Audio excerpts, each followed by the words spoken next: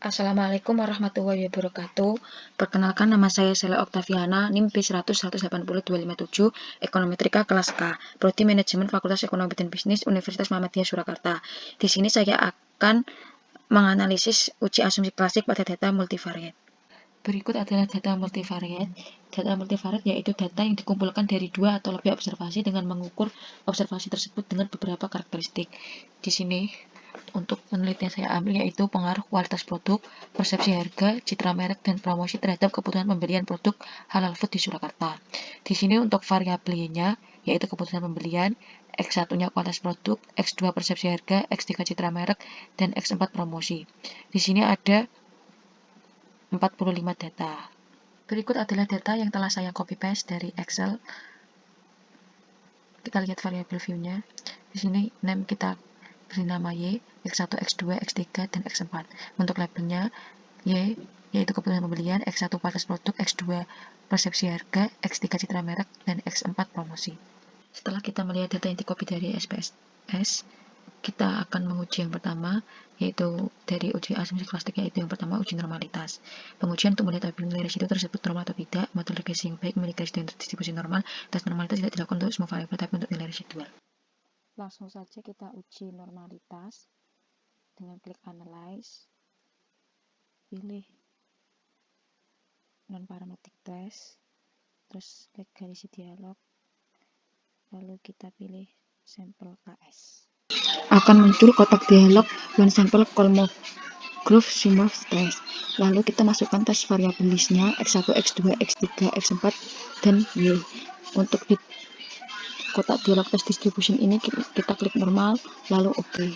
Berikut adalah hasil dari uji normalitas pada keputusan pembelian pada nilai tes statistik bernilai 0,099 dan pada nilai asim signifikansi 0,20 dan lebih dari 0,05, maka kesimpulannya terdistribusi normal. Untuk selanjutnya adalah kita uji linearitas.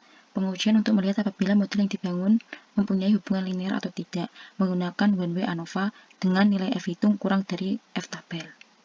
Langsung saja kita uji linearitas.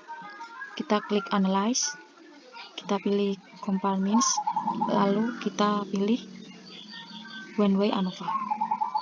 Setelah itu akan muncul kotak dialog seperti ini. Lalu untuk variabel dependennya kita masukkan keputusan pembelian. Untuk faktor kita masukkan variabel X1 kualitas produk. Lalu kita klik kontras. Akan muncul kotak dialog seperti ini. Kita centang polinomial dan di sebelah sini akan dituliskan linear. Setelah itu kita continue lalu OK dan akan muncul hasilnya. Sebelumnya kita repeat dulu sampai kita masukkan semua variabel X2, X3, dan X4 pada kolom faktor. Untuk mencari nilai F tabel, kita menggunakan rumus K, N, min K. Di sini, tadi untuk variabelnya ada 4, dan untuk N-nya sendiri dari data ada 45, min 4. Min 4 ini K-nya ya.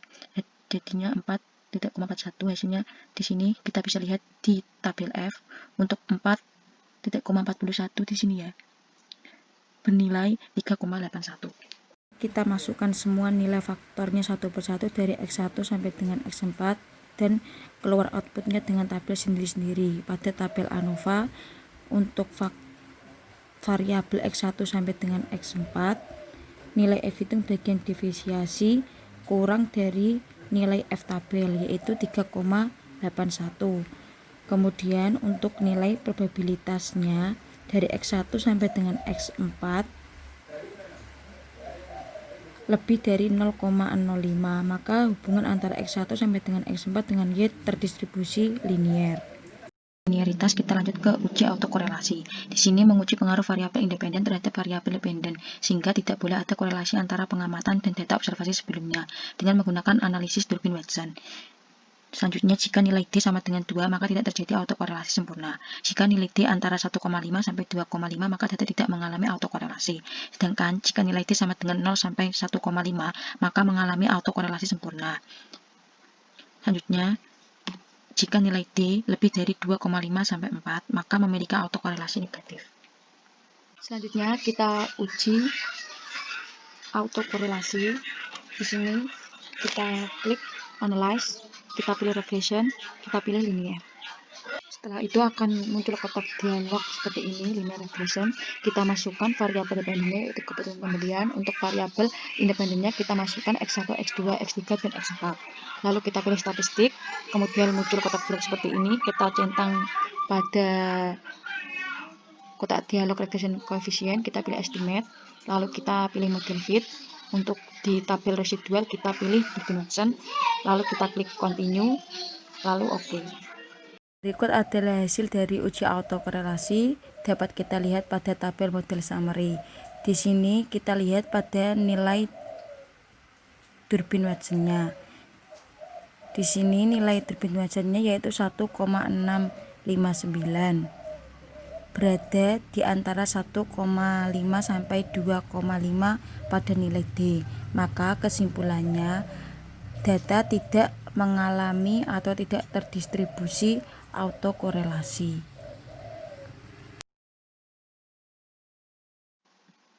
Setelah kita uji autokorelasi, selanjutnya kita ke uji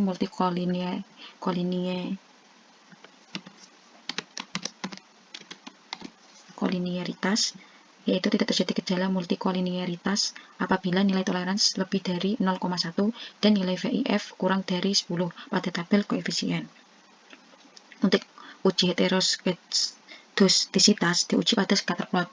Tidak terjadi gejala heteroskedostisitas apabila tidak ada pola yang jelas serta titik yang menyebar di atas dan di bawah angka 0 pada sumbu Y. Selanjutnya kita ke SPSS. Selanjutnya kita akan uji multikolinearitas dan uji heteroskedostisitas. Kita klik analyze, kita pilih regression, lalu linear. Setelah kita regresikan linear akan muncul kotak dialog seperti ini. Lalu untuk variabel independennya kita masukkan Y. Untuk variabel independennya kita masukkan variabel X1, X2, X3, dan X4. Lalu kita klik statistik, akan muncul kotak dialog seperti ini.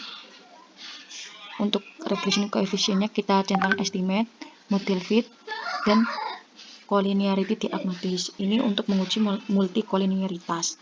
Lalu di residual kita centang Durbin Watson, lalu continue. Setelah itu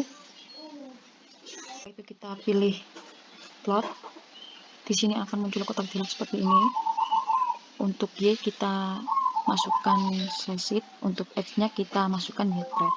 Lalu di sini untuk menguji heteroskedostisitasnya kita centang normal probability plots, lalu continue, lalu klik OK. Berikut adalah hasil dari uji multikolinearitas, yaitu pada tabel koefisien. Di sini dapat kita lihat pada tabel tolerance, yaitu nilai X1 sampai dengan X4. Di sini lebih dari 0,1. Selanjutnya pada nilai VIF, pada tabel VIF, nilai X1 sampai dengan X4 kurang dari 10.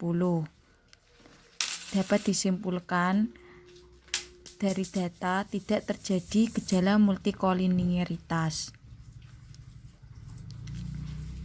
Selanjutnya kita uji heteroskedostisitas pada scatter plot.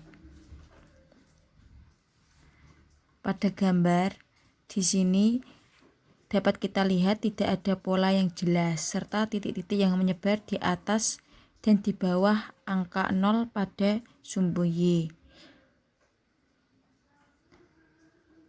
Dapat disimpulkan, maka tidak terjadi gejala heteroskedostisitas karena tidak ada pola yang jelas serta titik-titik yang menyebar di atas dan di bawah angka 0 pada sumbu Y. Sekian presentasi dari saya. Apabila ada kesalahan saya mohon maaf. Wassalamualaikum warahmatullahi wabarakatuh.